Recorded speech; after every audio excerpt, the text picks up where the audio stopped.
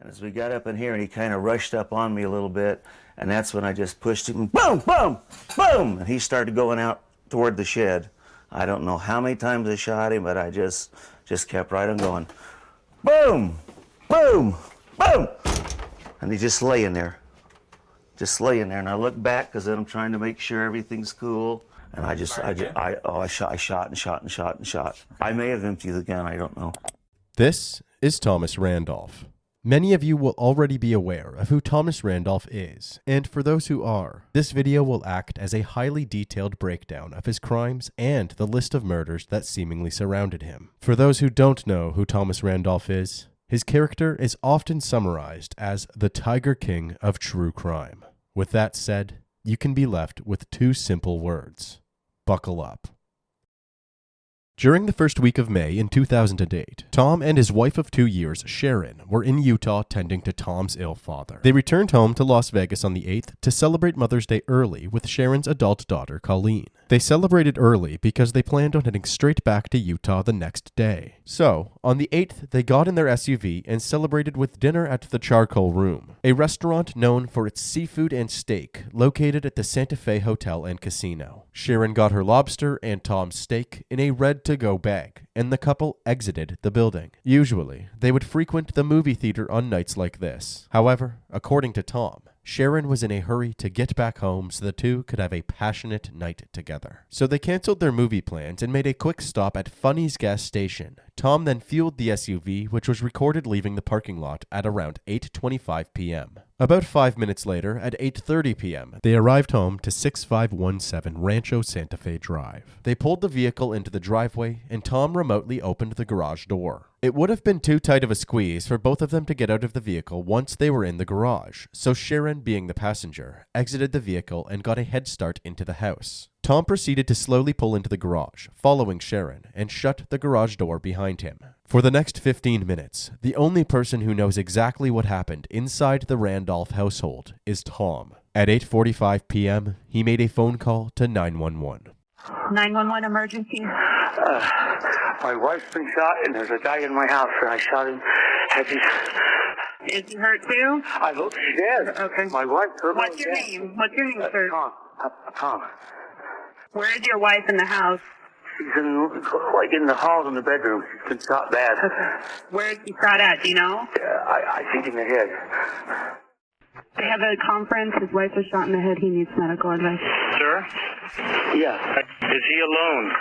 Yes. Well, as far as I know, I just heard shot. Is she awake? No. Okay, let's focus on your wife. Put her flat on her back. Okay. Oh, God. Tilt your head back. Listen, okay? Okay. Metro, tell your units to go in any way they can. Detectives acted quickly, arriving at their home and securing the crime scene. Upon entering the residence, they discovered the body of Sharon Randolph, who appeared to have been gunned down by the alleged home intruder, who in turn was killed by Tom. The intruder was a man named Michael Miller, a handyman who had moved from Charlotte, North Carolina to Las Vegas in order to cultivate a better life for himself. Tom first saw Mike while he was buying a 40 ounce of beer. Moments later, he saw Mike again walking down the street, and through a random act of kindness, he offered him a ride. During the trip to Mike's house, the two apparently had talked for about an hour, and at the end of the discussion, Tom offered him a gig as his personal handyman to help get him off his feet. Mike accepted this offer, and the two quickly became friends. Tom then began constantly inviting Mike into his home for reasons outside the realm of work, and they would frequently go to the gun range together for target practice.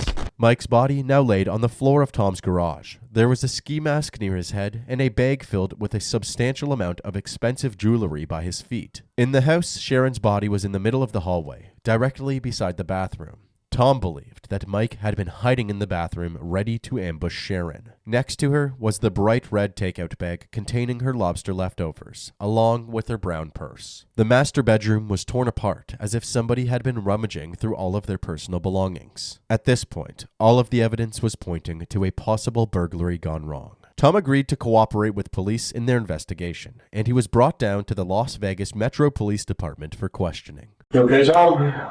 It's a long day. This is my partner, Ken Hardy. Hi, sir.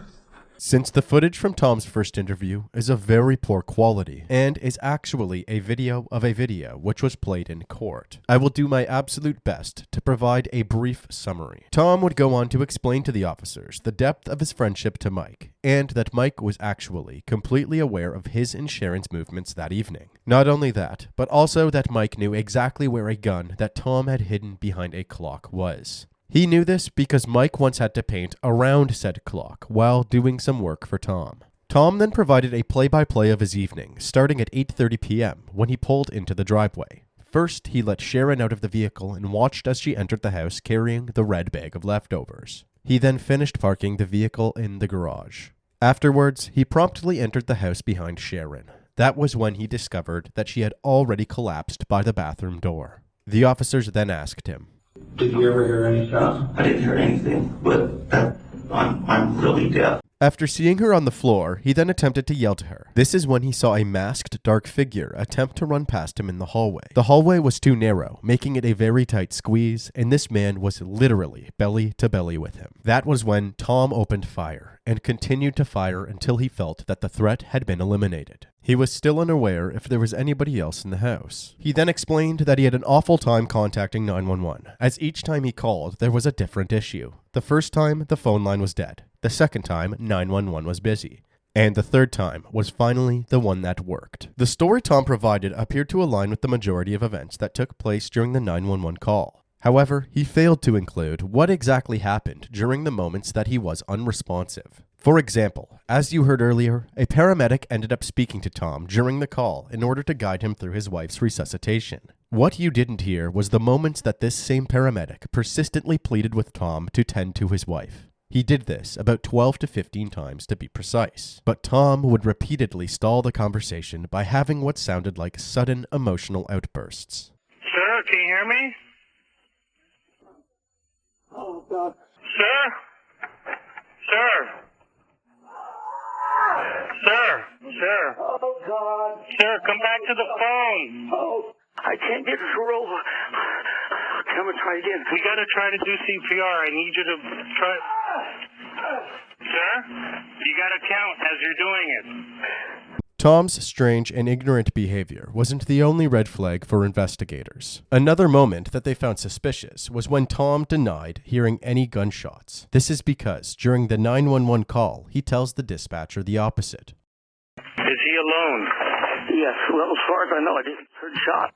Following his first interview, law enforcement continued their search for more evidence, including speaking to witnesses or neighbors who may have heard the gunshots. Detectives found a man named Mark Bartlett, one of Tom's neighbors located across the street at 5200 Dana Springs. From this vantage point, Mark is able to see the Randolph residence. According to Mark, he was on the phone talking with his friend at about 8:30 p.m. This lines up with the time that Tom and Sharon would have arrived back home. At 8:33 p.m., he recalled hearing something that sounded like gunshots coming from the direction of the Randolph residence, making a remark to his friend. This claim was then confirmed by detectives through acquiring Mark's phone records. Tom had called 911 at 8:45 p.m.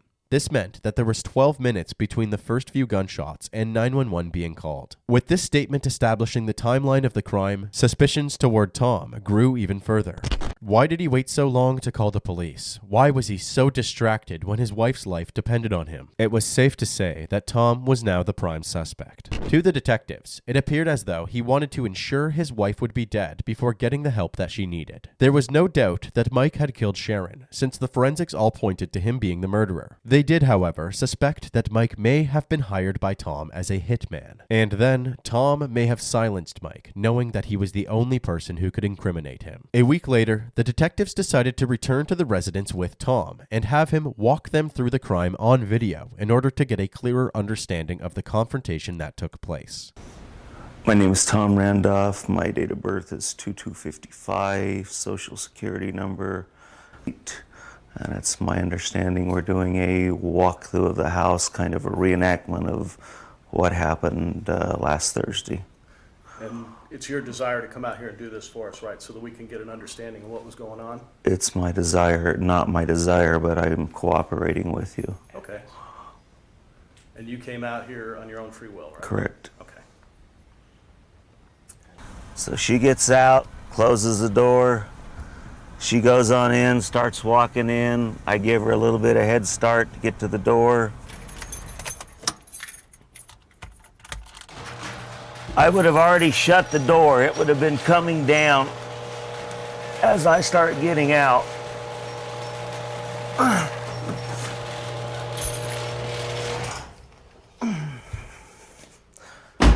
Now this door was closed, so I open it up.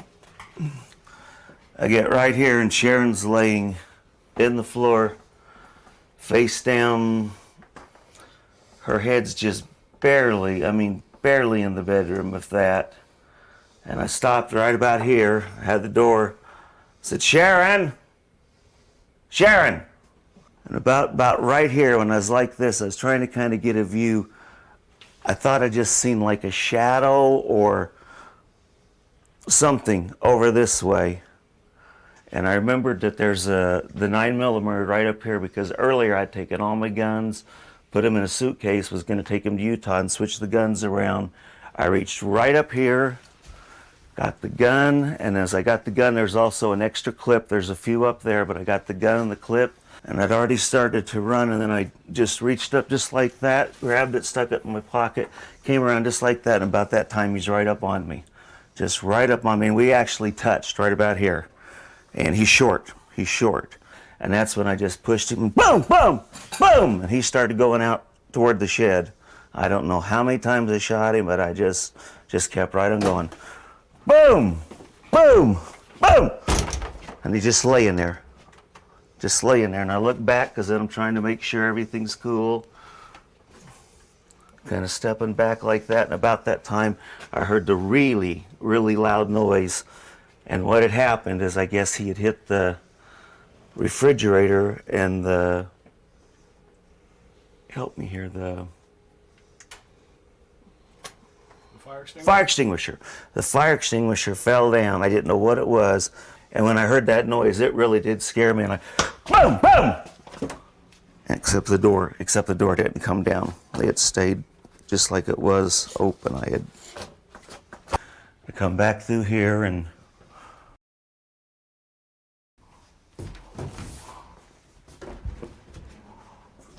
just kind of, just didn't know what to do and just kind of looking around. And I dialed 911 and the phone didn't work. And I remember saying, fuck, what a time for a Vonage to go out. And I stuck the phone in my pocket and I thought about Sharon's cell phone. Actually, about right here, I'll take it back, about right here, I tried 911 again and it was busy. When I called 911, it was busy. So I said, good, it's not Vonage. And I got back over here where I could kind of see everything. And I called 911 again, and that's when whoever said 911 and said, slow down, you're breathing too hard, slow down, whatever. And what's the emergency? And I don't remember for sure what I told them. So I tried to roll her over several times, and I couldn't get her over. She just was it's just too much weight for me. It was hurting me. And I remember grunting and trying to get her over. Tom then walked the detectives through his search for the intruder's gun in the garage and the excursions he made along the way to ensure there were no more intruders hiding in the house. He then told them that he returned to his wife and tried flipping her over again in order to give her chest compressions. And I said, she's still not moving, but she's bleeding really, really bad. And he says, that's why you've got it. She's going to die if you don't do this. Now, something about going to be unpleasant. He says, now put down the phone and roll her over and then talk to me. I just had to jerk her. It wasn't like a gentle, loving thing by any means. It was like, and about the third time it jerked enough that she got up kind of straight up and I could just kind of push her over.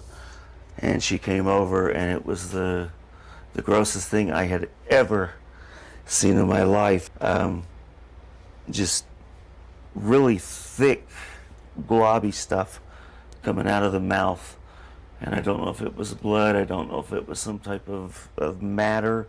Tom wrapped up the walkthrough, supposedly telling the paramedic that he had a bad back and neck and was too tired to continue doing chest compressions. It was at that point that the police showed up at the door. While this walkthrough was helpful, it also left detectives with more questions as well as more doubt in Tom's story. For example, if he was so sure about shooting the intruder multiple times in the hallway, why was there no shell cases on the floor in that area? If the intruder was wearing a ski mask when Tom shot him, why was there no blood or bullet holes on the mask? Tom also said that the 911 line was busy, so he had to call again. But one detective claimed that in his many years of experience, and after interviewing thousands of witnesses from different cases, he could not recall a single person ever saying that the 911 line was busy. Keeping these inconsistencies in mind, they continued to build their case against Tom. Through talking with Sharon's family, it was discovered that within the early stages of dating, Tom was already convincing Sharon to get life insurance. And as it turns out, she had several policies. On each one, she had Tom listed as the prime beneficiary. Eventually, detectives brought Tom back for another interrogation. It was early June, 26 days after Sharon's death. They began with a series of questions regarding Tom's relationship with Mike. They then shifted to asking why he believes Mike targeted him.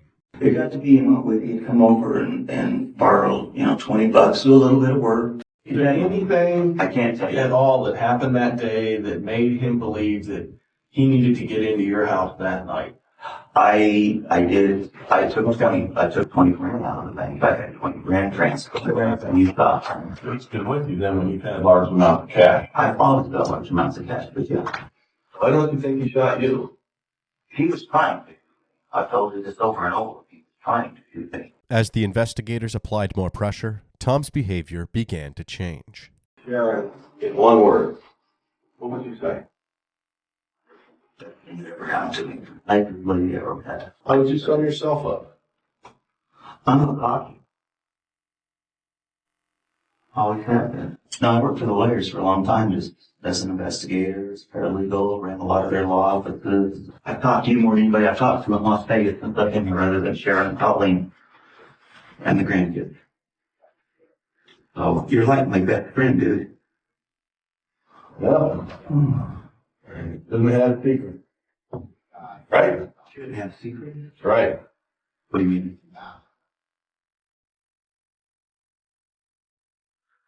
Something else, guys, because you know what? Unless you come and just tell me I'm under arrest, or you just really need to talk to me to clear something else up, I'm probably not coming back out of here for at least 30, 40 days. You think we should tell you you're under arrest?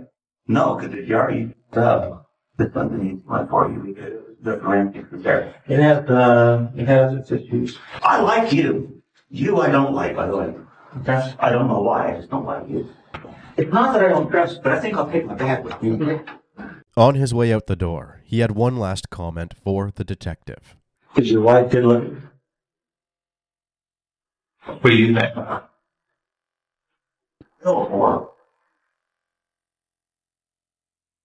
As this interview wrapped up, the detectives were understandably left with a bad taste in their mouths. They decided to dig a little bit deeper into Tom's past, and what they uncovered was shocking. We will now add some crucial context to the case of Tom Randolph, outlining his extensive and traumatic history with women and life insurance claims. These details will also explain why he has a second nickname within the Truecrime dossier. That nickname is the Black Widow.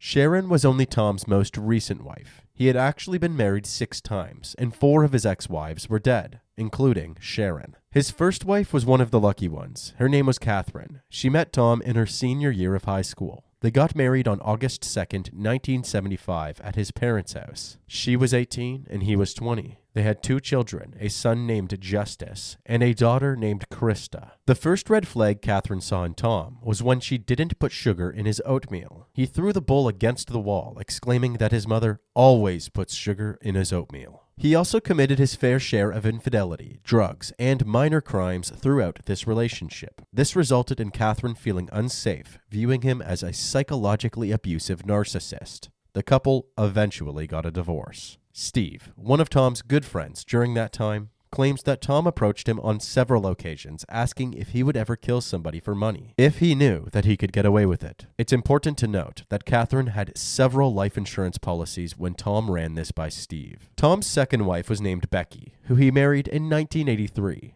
According to Becky's aunt and confidant, Rosa Lee, Tom would bring other women into the basement of their home and force Becky to watch him be intimate with them. They also had many financial problems, but when given money to help pay the bills, Tom prioritized Becky's multiple life insurance premiums over keeping the lights on. Becky also became fearful of Tom, afraid of what he might do if she tried to leave. She was found lying in her bed under the covers with a fatal gunshot wound to the head. Then, a man named Eric Tarantino gave the investigators a huge breakthrough. Eric's story was almost identical to the theory about Mike Miller. According to Eric, he started as a handyman and a friendship with Tom blossomed, which led to target practice with guns and multiple plans to take out Becky. When Eric ultimately refused to kill his wife, Tom told him, "You know way too much to say no, so it's you or her." Tom was now blackmailing Eric, forcing him to stick around. He used this leverage to bully and abuse Eric without any repercussions. One day, Eric put his foot down. He called Becky and told her everything that he knew, and ran away in fear for his life. 1 year later, Becky was dead, and Eric began working with the police. Officers took Thomas Randolph Jr. into custody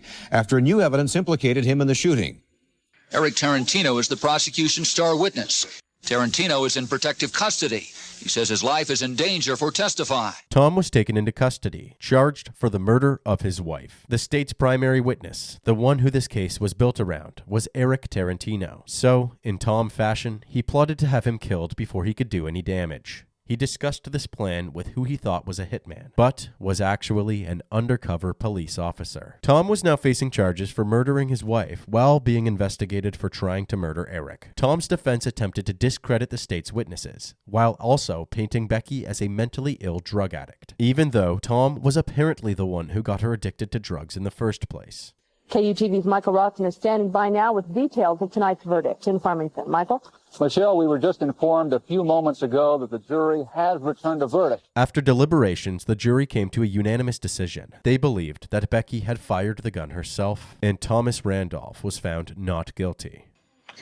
I just need to thank the jury for being so attentive. Thankfully, there was no way for him to get out of the charge for conspiring to kill Eric Tarantino. He spent 18 months in prison. Upon his release, he promptly sued the police departments involved in his arrest, resulting in a monetary settlement. He also made nearly $500,000 from Becky's life insurance. His third marriage proved to be less eventful. They married in 1994 and divorced after 11 months. She died about 10 years later from cancer. Tom met his fourth wife, Gaina, through a local newspaper where there was a section dedicated to personal ads. It was essentially used as a dating site before the internet became what it is today. Within a month of their marriage, in 1994, he had taken out a life insurance policy on her. Thankfully, she had a friend in the police department that was aware of Tom's history. This information was relayed to Gaina, and after a dangerously close call with a gun misfire while Tom cleaned his gun, Gaina was able to pack her things and escape unscathed. Glenn Morrison was yet another man that was contacted solely for the purpose of murdering Tom's wife, specifically during his marriage with Gaina. He asked me something about making some quick money. I needed a car, he goes, well, I can give you a car if you make some quick money. I said, what are you talking about? He said, well, my wife says, I got a lot of interest money to shoot her and shoot me in the leg. I said, you're out of your mind, man. I said, I ain't had nothing to do with that. Yet again, his story was eerily similar to the theory surrounding Mike Miller. To introduce Tom's fifth wife, we need to go back to the walkthrough video. And she came over, and it was the grossest thing I had ever seen in my life. And my wife that died of the heart defect was pretty gross, but the person that Tom is so eloquently referring to is a woman named Frances, who was indeed his fifth wife. Frances had a very serious heart condition that needed surgery, but not urgently. Within 6 months of dating, Tom convinced her to finalize her divorce with her ex-husband and get married to him. He had also coerced her into getting the heart surgery as soon as possible. Frances had a successful surgery and was having a smooth recovery. Unfortunately, but not surprisingly, something went horribly wrong. One day, Tom was in the hospital room with Frances and her daughter Rachel. he asked Rachel to leave the room, wanting a moment alone with her mother. She obliged, and 45 minutes later, he told her that her mother had passed away. To Rachel, he seemed distraught about losing another wife, crying with her on his knee. But of course, when the doctor asked if he would like to have an autopsy done, he refused, not wanting his wife to be chopped up. Francis's death was considered a medical death. Tom ultimately cremated her against the wishes of her family and distributed her ashes in small pill bottles, a tasteful nod to her medical death.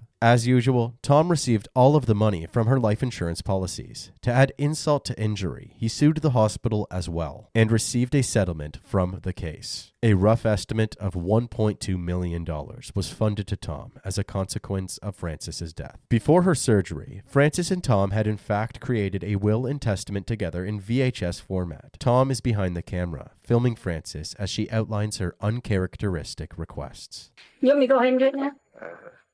And this is Francis Louis Randolph. And I'm making this tape so that people will know what I want for Rachel, for myself when I pass away. I would like for Tom to raise Rachel because he's a stepdad to her. And Tommy, I hope you never have to look at this tape because I hope we do it and put it away because I love you too much to think someday I won't be it. Asshole. I love you, Tommy. What do you want done with yourself?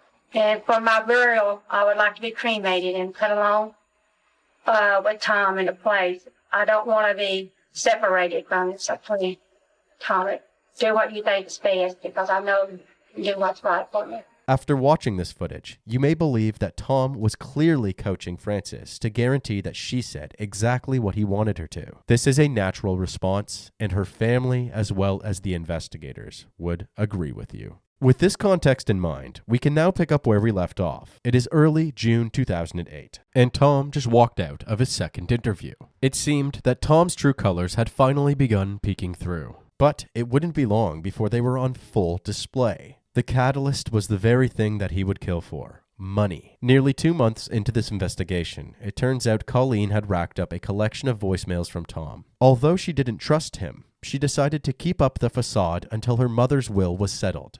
The voicemails start off somewhat normal, as Tom discusses how he's going to proceed with selling the house. Hi, Colleen, this is Tom. I am just gonna try my darndest to buck up and get the cleaning done and try to save us some money to get this house for sale, to get this on the market and get on with it. End of message. Hi, give me a call and we'll just chit-chat. Besides that, I just... It makes me feel better when I hear your voice. Love you. See you later. Bye. End of message. At this point, Tom had a will signed by Sharon saying that her house would be left to him in the event of her death. However, 2 days after Sharon's death, her fellow hairdresser and best friend Alice handed Colleen a separate will. It was also signed by Sharon and said that the house would be left under Colleen's name. It seems that Sharon was suspicious of Tom after all. She had gone behind his back, officially changing her will without him knowing. Colleen's will was now valid, and Tom's was not. For decades, Tom had exploited women, abusing them, killing them, and then living lavishly using the proceeds from those same victims. What you're about to hear is the result of one of these women taking away control from a weak man who thought he was in charge. These are Tom's true colors. You know, it's really weird. We sat there and we talked about the house. I can see it in your eyes. You was lying there. No wonder your mother didn't like you. End of message. Hi, I was actually calling to apologize for getting so upset with you, but that's what happens when people look me in the eyes and lie to me.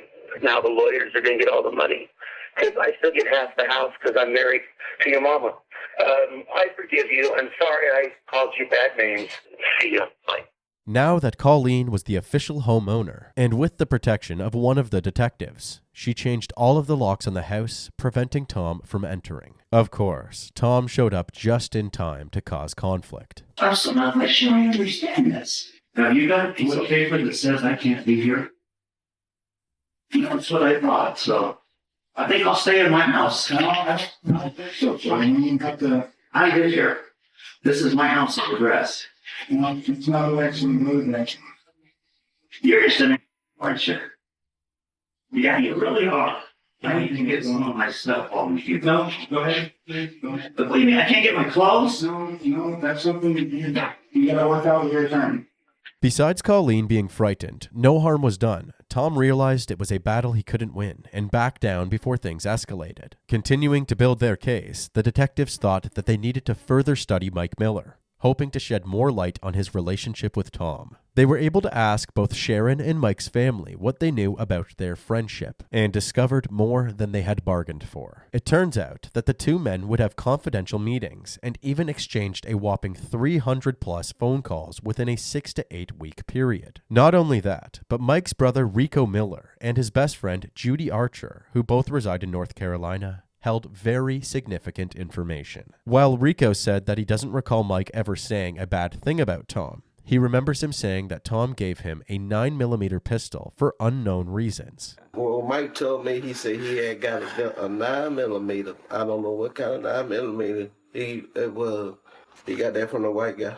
Judy said she remembers Mike constantly bringing up the man he met at the store. According to Judy, Tom continuously asked Mike to kill his wife. He said that's all it means. All about killing his wife, you know.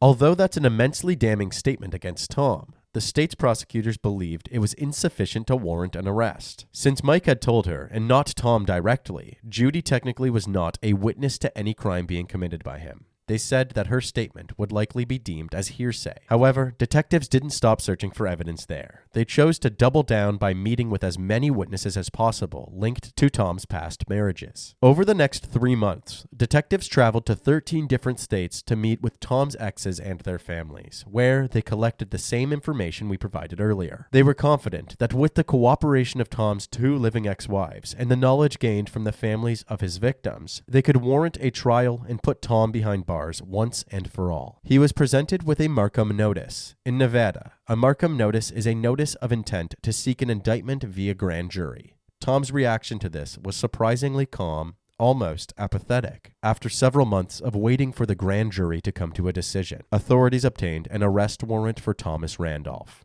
At this point in time, he was living with his mother back in Utah, and on January 7th, 2009, he was confronted by law enforcement. Put your hands on your head right now. Come out. Right here, Tom refused to show both of his hands, and the police weren't taking any chances. You're on the ground. On the ground. Yes, my son. What you done to me? Oh. Hands behind your back. My hand. Oh, my God, you fool.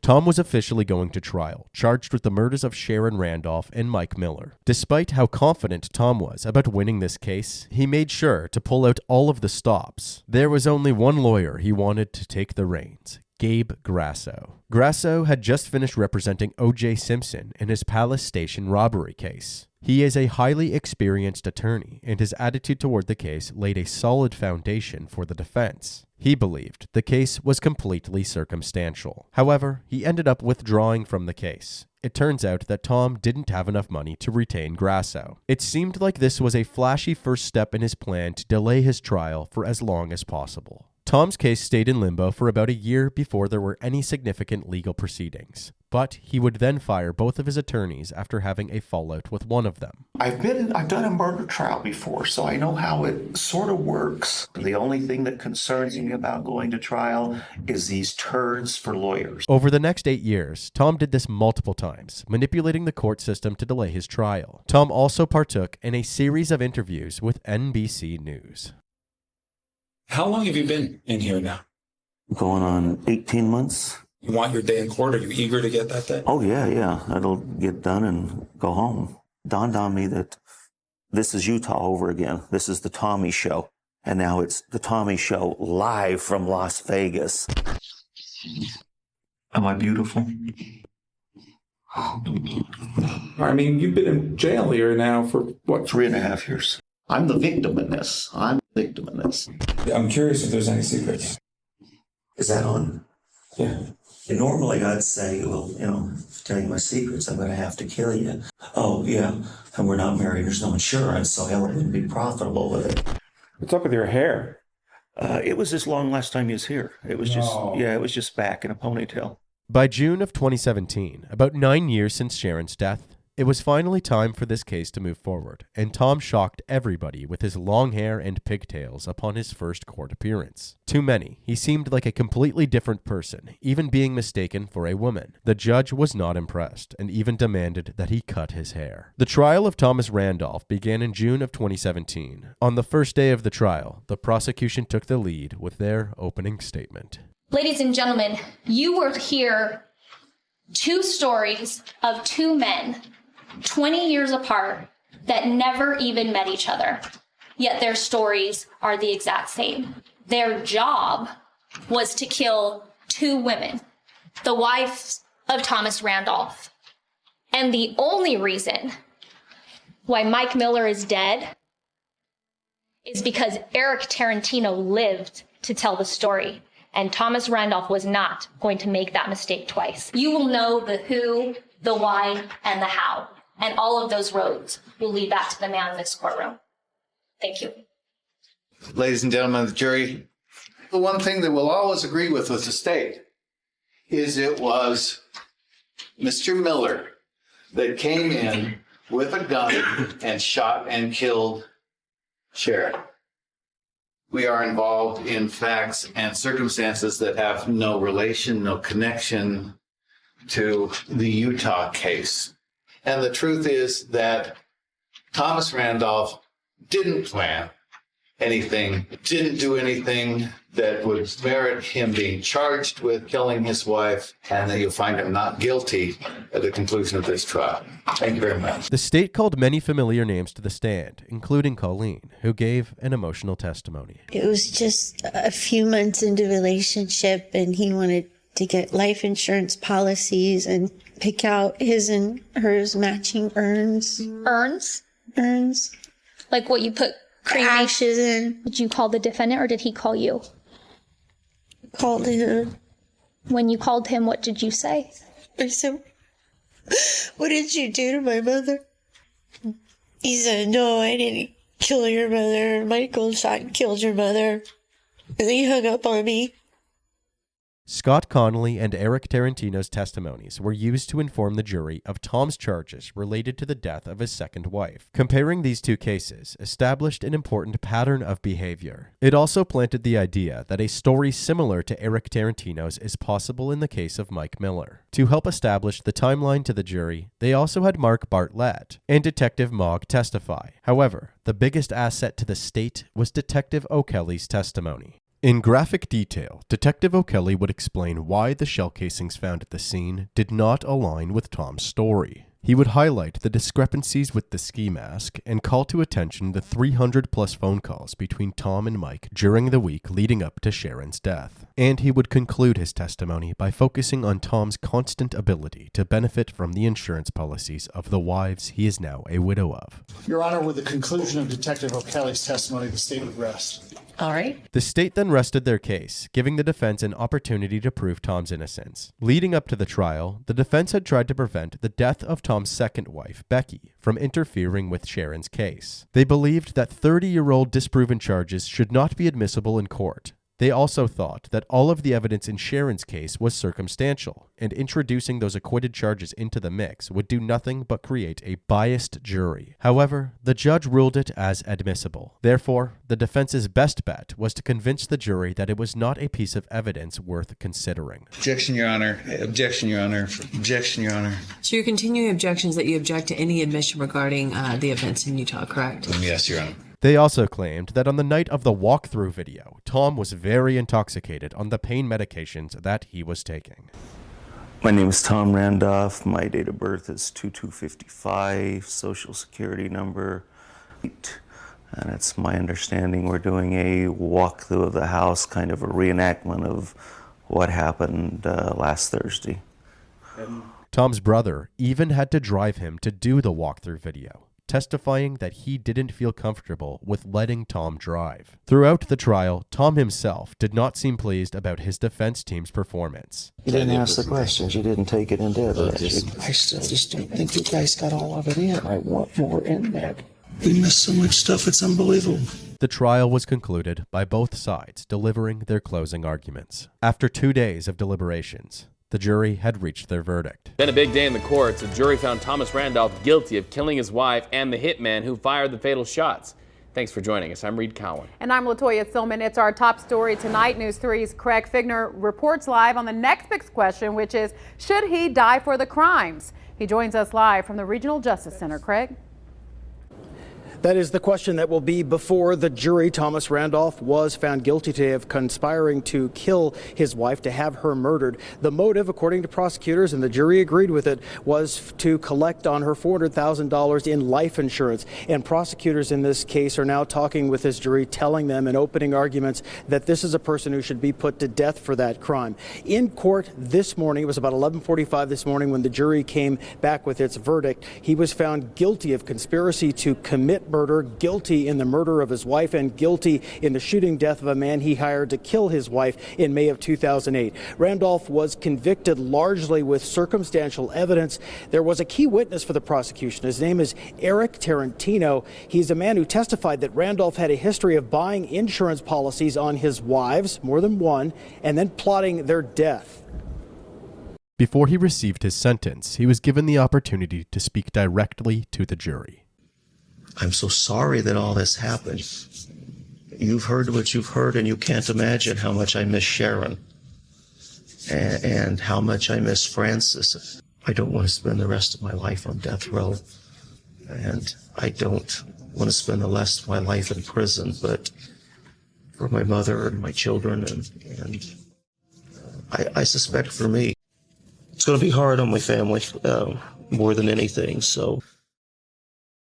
Thomas Randolph was sentenced to death for the murders of Sharon Cassay Randolph and Mike Miller. He was to be held in High Desert State Prison following this sentencing. However, all death penalties are automatically appealed, and 3 years later, Tom's appellate attorney, Sandra Stewart, would argue to have his conviction overturned. Tom's appeal was ultimately granted, and his conviction was reversed and remanded in 2021. Tom would be getting the retrial he always wanted, without his past Utah charges being involved. The retrial began in August of 2023. The trial lasted for 9 days, and on the 10th day, it was time for the jury to deliberate. It took less than 5 hours for the jury to reach their verdict.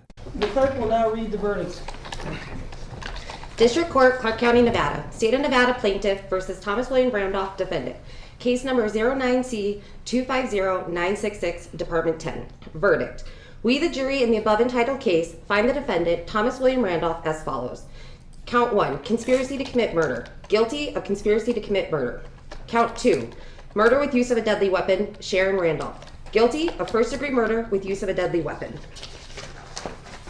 Count 3, murder with use of a deadly weapon, Michael Miller. Guilty of first-degree murder with use of a deadly weapon. Dated this 24th day of August 2023, signed David Dyer. Ladies and gentlemen of the jury, are these your verdicts as read? So say you one, so say you all? Yes. On August 24th, 2023, Thomas Randolph was found guilty of the murders of Sharon Cassay Randolph and Michael Jones Miller. As of October 27th, 2023, there have been no updates regarding his sentencing.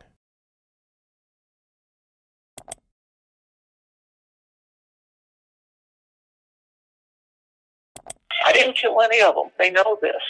They say 4 of 6 wives died suspiciously. Well, if cancer's suspicious, then I guess I'm a killer. If dying of a botched surgery, a heart defect, I guess I'm a killer.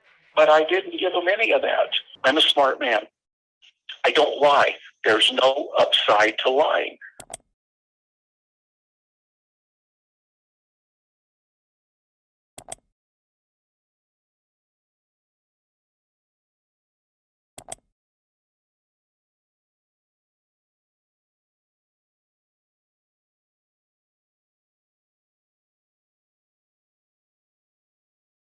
And I stopped right about here, had the door, said, Sharon! Sharon! Sharon!